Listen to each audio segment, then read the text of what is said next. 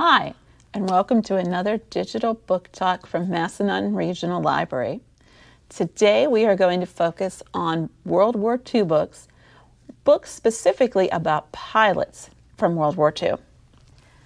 Our first book is 30 Minutes Over Oregon. This book is on the Virginia Reader's Choice list for this school year, 2020-2021.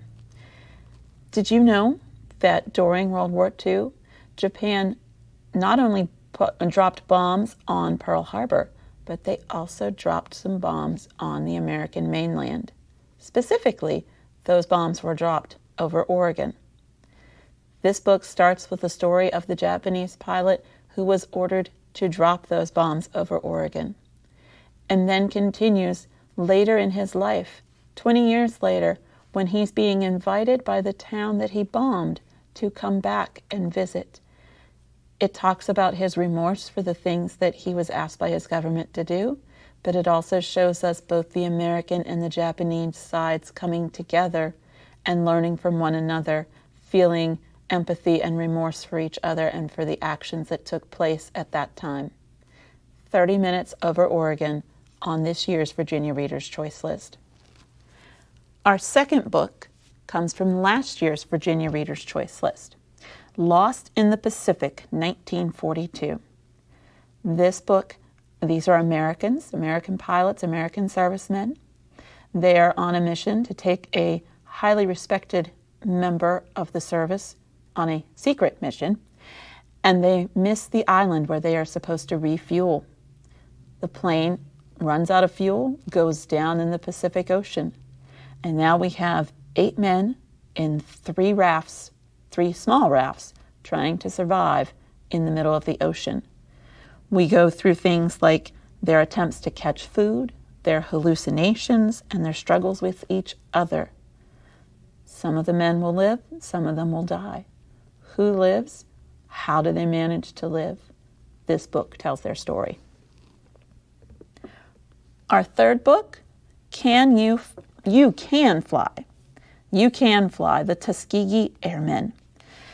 So American pilots, but African-American pilots. Of course, during World War II, this means that they are treated differently from other pilots within the service because of their skin color. And I want to share with you a snippet from this book. I will say that it is done in verse, so it is a book of poetry telling their story. Train ride to the clouds.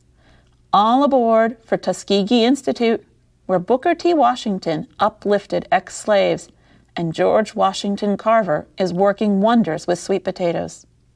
If Carver can make paint from clay and plastics from soy, then the school Booker T. founded can surely make you a pilot. If you did not believe that were true, you would not have packed your bag and boarded the train for Alabama with a Bible and a box lunch from your mama. If your faith were not vast as the sky, you would never have taken this leap. So this book will take us through their learning about flying, all the way into the battles that they are a part of and some of the honors that they earn for their achievements in those battles. This book, The Soviet Night Witches. So this is about female pilots from the Soviet Union. They are not as valued to the Soviets as the male pilots in small ways, as they're given one size of boots to wear, whether they fit or not. That's the only size they're allowed to have. They were named the Soviet Night Witches by the German soldiers who are listening to those planes flying above them in the middle of the night, who equate the sounds that they hear to the stories they were told as children about witches and the sounds that those brooms that the witches made when they flew through the air. And they think of the same thing when they hear the sounds of these planes, and thus named them the Night Witches. So this book is the story of the Soviet Night Witches during World War II. And our last book, Candy Bomber, the story of the Berlin Airlift's chocolate pilot. So this is after World War II has ended, When Germany has been divided up into different sections for the different nations who helped conquer the area. So there is a Soviet section, an American section, a British section, a French section. Berlin itself, as the former capital city, has been divided up into small sections as well for each of those nations, even though it is surrounded completely by the Soviet sector. And so the only way the Americans can get supplies into their section is to fly them in. They fly in flour, they fly in coal for heating, they fly in everything they need. This pilot starts dropping little surprises for the children, surprises in the form of candy bars and gum with little parachutes attached as they fall down to the kids. We see and hear some of the stories from the children who wrote letters back saying thank you, the children who wrote letters back saying, please, I never get any. You've missed my house. Drop somewhere you see the white chickens in the backyard. I can't get because the bigger kids get it before me and I never get any. This is their story as well as the story of the pilot. And I want to share with you just one little bit from here.